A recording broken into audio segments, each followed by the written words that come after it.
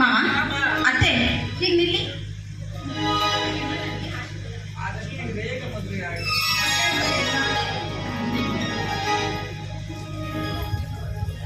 ಭರತ್ ಬಾವ, ಭರತ್ ಬಾವ ಚೆನ್ನಾಗಿದ್ದೀರಾ? ಚೇತನ್ ನೀನು ಚೆನ್ನಾಗಿದ್ದೀಯಾ? ಇಷ್ಟು ತನಕ ನೀನ್ ಬರ್ಲಿಲ್ಲ ಅಂತ ಸ್ವಲ್ಪ ಮುನಿಸ್ಕೊಂಡಿದ್ರು, ಆದ್ರೆ ಈಗ ನೀನ್ ಬಂದಿಯಲ್ಲ ಚೆನ್ನಾಗಿರ್ತಲ್ಲ.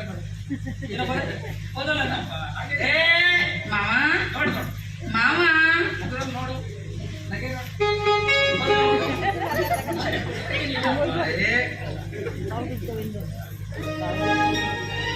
ನೋಡಮ್ಮ, ಇವ್ರ ಗಲಾಟೆಯಲ್ಲಿ ನಾನು ಮತ್ತೆ ಹೋಗಿದ್ದೆ. ಅದು ಹೋಗ್ಲಿ, ನಮ್ಮ ಅಣ್ಣ ನಿಮ್ಮಪ್ಪ ಇನ್ನೂ ಬಂದಿಲ್ವಾ? ಸೀತಾ, ಯಾವ ಸಮಯದಲ್ಲಿ ಏನ್ ಮಾತಾಡಬೇಕಂತ ಗೊತ್ತಾಗಲ್ವೇ ನನಗೆ? ಇಂತಹ ಹಬ್ಬದ ಸಂದರ್ಭದಲ್ಲಿ ಆ ಪುಣ್ಯಾತ್ಮ ಏನಾದ್ರು ಇಲ್ಲಿ ಬಂದ್ರೆ ಇಲ್ಲಿ ಹಬ್ಬ ಆಗಲ್ಲ ಕಣೆ, ಇನ್ನೇನು ಆಗ್ಬಿಡುತ್ತೆ. ಮೊದಲು ಅವ್ನು ಬರೋಕ್ಕಿಂತ ಮುಂಚೆ ನಾವು ಹಬ್ಬ ಆಚರಿಸೋಣ. ಏನಂತಾರೆ ಮಕ್ಕಳ? ನೋಡು, ಇವತ್ತಿನ ಹೊಸ್ತಿಲ ಹಬ್ಬ. ನಮ್ಮ ಸಂಪ್ರದಾಯದ ಪ್ರಕಾರ ಹೊಸ್ತಿಲ ಹಬ್ಬ ದಿನ ಗಾಳಿಪಟ ಹಾಕ್ತಾರೆ.